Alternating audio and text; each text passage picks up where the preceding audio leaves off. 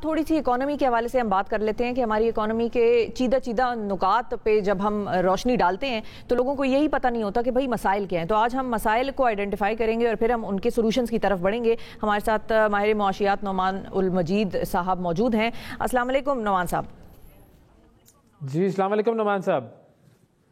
وعلیکم السلام. کیسے ہیں بھائی صاحب؟ بالکل ٹھیک ٹھاک ہے. بالکل ٹھیک. نعمان صاحب یہ بتائیں کہ اگر ہم آئیڈینٹیفائی کر لیں سب سے پہلے تو کہ ہماری اکانومی کو مسائل کیا کیا لاحق ہیں، پہلے تو ہم اس کی نشاندہی کر لیں ذرا. دیکھیں جی، اگر آپ اکانومی کے پرابلمس کی بات کریں گے نا اس وقت ایز وی اسپیک ٹوڈے، اس کو آپ دو چیزوں میں جو ہے نا ڈفرینشیٹ کر دیں. دو کلیئر چیزیں ہیں. ایک تو ہے آپ کے اکنامک انسرٹنٹی جس کا تعلق آپ کی اسٹریٹجک اکنامک کمیونیکیشن سے ہے. اس وقت گورنمنٹ کی طرف سے کوئی کلیئر میسج نہیں آ رہا کہ ہم اکانومی میں کس طرف جا رہے ہیں. پیٹرول پرائسز کیا ہوں گی، اس کا کل آپ نے ایک نمونہ دیکھا تھا کہ لوگوں کو لگا کہ پیٹرول پرائس بڑھنے والی ہے اور جو ہے پیٹرول پمپس پہ اس کے بعد جو صورتحال ہوئی آپ کے سامنے تھی. ابھی اس وقت اکانومی میں چاہے عوام ہو چاہے بزنس مین ہو، اسے نہیں پتا انٹرسٹ ریٹ کی صورتحال کیا ہوگی، آپ کا ڈیفیسٹ کی صورتحال کیا ہوگی، آئی ایم ایف سے کن چیزوں پہ آپ نے اگری کیا ہے، کن چیزوں پہ نہیں کیا، آپ کو جب بجٹ آنا ہے اس کے سیلینٹ فیچرز کیا ہوں گے، ٹیکسز بڑھیں گے کہ نہیں بڑھیں گے. اس وقت آپ کے پاس کوئی اکنامی کا جو ڈائریکشن ہوتا ہے اس کے حوالے سے کلیئرٹی موجود نہیں ہے. اگر آپ جو ہے، میں اس وقت یہ سمجھتا ہوں سب سے پہلے تو بہت ضرورت اس سمر کی ہے کہ کم سے کم ایک سال کا ایک اکنامک روڈ میپ دیا جائے کہ ایک سال میں گورنمنٹ اس طریقے سے اکانومی کو مینیج کرنا چاہتی ہے. اب مسئلہ ہمارے یہاں یہ ہے کہ آج کل جو الیکشن کی صورتحال اور تلوار اٹکی ہوئی، یہی نہیں پتا کہ جو ہے وہ گورنمنٹ کب تک چلے گی، انٹرم گورنمنٹ کیا آئے گی. اب مسئلہ تو یہ ہے نا کہ اگر یہ 2 سالوں کی صورتحال اگر آپ دیکھیں تو پہلے خان صاحب کی حکومت تھی، اب شہباز شریف صاحب کی ہے، پھر انٹرم گورنمنٹ آنی، پھر اس کے بعد ایک اور الیکشن آنا ہے. تو اب 2 سال میں اگر 4 گورنمنٹس چینج ہوں گی تو اکنامک انسرٹنٹی کو آپ کیسے کیٹر کریں گے؟ یہ فنڈامنٹل پرابلم ہے اس وقت ایک ہے. دوسری چیز ہمارا جو فنڈامنٹل ایشو ہے وہ اکنامک پالیسی کا ہے. اب اکنامک پالیسی میں بھی دیکھیں تو ہم نے تو over a period of last many year under investment کی ہے اپنی اکانومی کے سارے سیکٹرز میں. اس کا نتیجہ یہ نکلا ہے کہ کور ایشو ہے آپ کی اکانومی کا وہ ہے کہ آپ کی اکانومی امپورٹ بیسڈ ہو گئی ہے. تقریباً سال کا 45 ارب ڈالر کا آپ ڈیفیسٹ رن کر رہے ہیں، 45 سے 50 ارب ڈالر کا ٹریڈ ڈیفیسٹ، اور آپ کا جو کرنٹ اکاؤنٹ ڈیفیسٹ ہے وہ 15 ارب ڈالر ہے. اسی وجہ سے آپ کے لوکل انٹرسٹ ریٹ بھی بڑھتے ہیں، اسی وجہ سے آپ کے فارن انٹرسٹ ریٹ بھی بڑھتے ہیں، جس سے آپ کی ڈیٹ سروسنگ کاسٹ بچ جاتی ہے. اسی سے آپ کا انفلیشن کا امپیکٹ بھی آتا ہے. اسی سے آپ کو جو ہے باقی جو سخت شرائط ہوتی ہے وہی ماننی پڑتی ہیں. اسی سے آپ کا ڈالر روپی کی پیرٹی پہ بھی امپیکٹ آتا ہے. آپ کوئی بھی پالیسی بنا لیں فسکل وغیرہ کے، ٹھیک ہے وہ اپنی جگہ ہے، وہ ایک الگ ڈیبیٹ ہے، لیکن جب تک آپ اپنا کرنٹ اکاؤنٹ ڈیفیسٹ کنٹرول نہیں کریں گے تب تک آپ کی اکانومی کی چیزیں ٹھیک نہیں ہوں گی.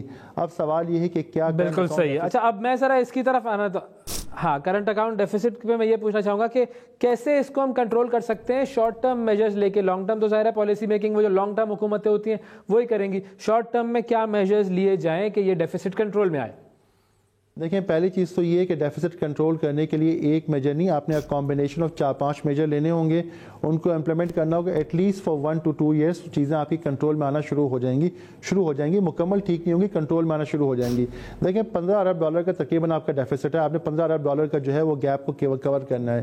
کیا کیا چیزیں ہوں گی؟ پہلی چیز تو یہ کہ ظاہر ہے کہ امپورٹ کنٹرول ہے. ہم سب کو پتہ ہے کہ امپورٹ ہماری جو اشرافیہ، ہماری جو لگژری امپورٹس ہیں وہ بہت زیادہ ہیں، اس کو ہم نے کنٹرول کرنا ہوگا. دوسری چیز آپ کی امپورٹ سبسٹیوشن ہے. ہم نے یہ دیکھنا ہوگا کس طریقے سے ہم اپنے لوکل سبسٹیوٹس کریٹ کر سکتے ہیں.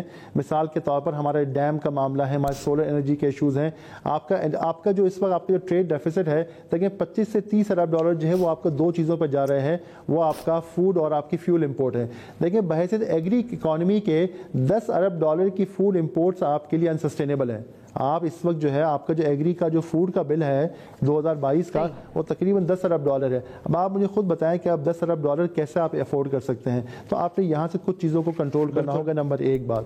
دوسری چیز یہ ہے کہ اگر آپ نے ڈالر کی اور روپے کی قدر کو آپ نے مستحکم کرنا ہے، کچھ اور چیزیں آپ نے کیا کرنی ہوں گی. مثال کے طور پر ابھی بھی پاکستان میں ایک قانون موجود ہے کہ آپ 10,000 ڈالر اپنی جیب میں ڈال کے اور باہر ملک میں جا سکتے ہیں. ٹھیک ہے، کچھ سختی کی گئی ہے کہ آپ نے جو ہے اس کے اندر اپنی ٹکٹ وغیرہ دکھانی ہوتی ہے، لیکن آپ کو یاد ہوگا یہ mid 2000s میں جو ہے یہ قانون آیا تھا، اور ہمارے ملک میں جو منی لانڈرنگ ہوئی ہے اس کی بنیادی وجہ یہی قانون تھے. اس کی ایک بہت بڑی وجہ یہ تھی کہ آپ نے جیب میں ڈالے. ایسا بھی ایک بار درمیان میں ہوا تھا کہ ایک مرتبہ جو اس قانون پہ پابندی لگی تو کچھ ممالک کی پوری فلائٹیں ہی کینسل ہو گئیں. تو آپ نے اس کو فوری طور پر کنٹرول کرنا ہوگا. آج کے زمانے میں جب ڈیجیٹل پیمنٹس ہیں, آپ کے پاس کریڈٹ اور ڈیبٹ کارڈز ہیں, آپ یہ افورڈ نہیں کر سکتے کہ $10,000 جو ہے آپ اپنی جیب میں ڈال کے لے جائیں, اور سال کے غالباً $1,00,000 کی لمٹ ہے کہ ایک انڈیویجول لے سکتا ہے. آپ نے اس کو کنٹرول کرنا ہوگا. نمبر 2, تیسری چیز جو ہے, آپ نے جو ہنڈی اور حوالے کا سسٹم ہے اسے کنٹرول کرنا ہوگا, کیونکہ ہماری جتنی بھی انڈر انوائسنگ اور انلیگل امپورٹس ہیں وہ اسی کے تھرو آتی ہیں. دیکھیں, اگر آپ حوالے کے سسٹم کو کنٹرول نہیں کریں گے, آپ کی روپے کی قدر جو ہے مستحکم نہیں ہوگی. ٹھیک ہے, روپے کی قدر مستحکم نہیں ہوگی. لیکن ایک اور سوال ہے نعمان صاحب, میں آپ سے جاننا چاہوں گی کہ ہمارے یہاں امپلیمنٹیشن کیوں نہیں ہوتی؟ کیونکہ قوانین بہت سارے بنتے ہیں. یہ ہنڈی حوالے کا جو سسٹم آپ نے بات کی, یہ پچھلی حکومت کے دور میں ہم نے دیکھا کہ بھائی انہوں نے قدرے وہ فیٹف کی وجہ سے بھی ہمارے قوانین ذرا سخت ہو گئے, لیکن امپلیمنٹیشن بنیادی طور پر نہیں ہو پاتی میجرز کی جو حکومتیں لیتی ہیں. وجہ کیا ہے اس کی؟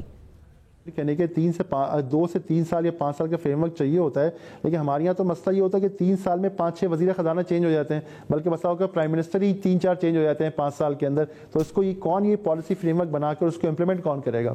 بالکل صحیح ہے. تو جب اتنی تبدیلیاں آ جاتی ہیں تو پھر امپلیمنٹیشن کیسے ہو پائے گی؟ کیسے پالیسیز کا یا جو ہماری قانون ہے, قوانین ہیں, ان کا تسلسل برقرار رہے گا؟ بہت شکریہ ادا کریں گے نعمان عبدالمجید صاحب, آپ نے وقت نکالا پروگرام کے لیے.